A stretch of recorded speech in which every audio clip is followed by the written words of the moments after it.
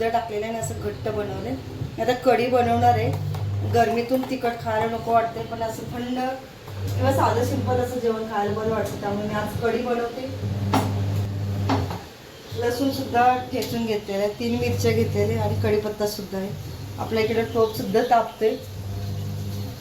गरमीच्या दिवसात साधं सिंपल खायला खूप आवडतं. तेलकट किंवा तिखट असं नको वाटतं गरमीमुळे.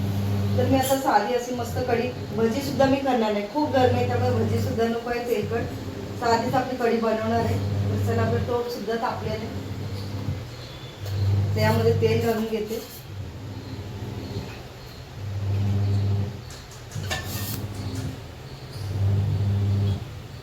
तेल चांगलं तापले की यामध्ये मोहरी टाकून घ्यायचे.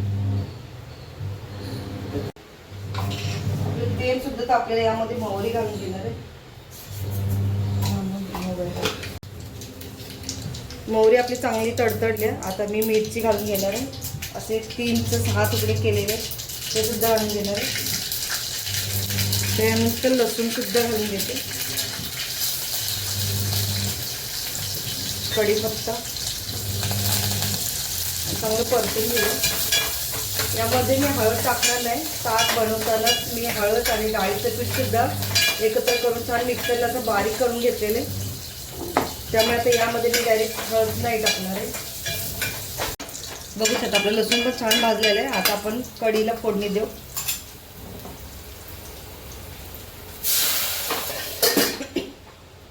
मस्त आपली कढीला सुद्धा उकळी छान आलेली. आता मी यामध्ये नमक घालून टाकणार आहे, मीठ घालून घेणार आहे.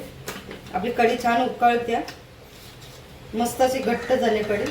आता यामध्ये मी मीठ घालणार आहे चवीपुरता. एक 5 मिनिटाचं आपल्याला शिजवून घ्यायचं आहे. आपली खाण्यासाठी कढी तयार झालेली आहे. एक 5 मिनिटासाठी चांगली उकळी घेणार आहे.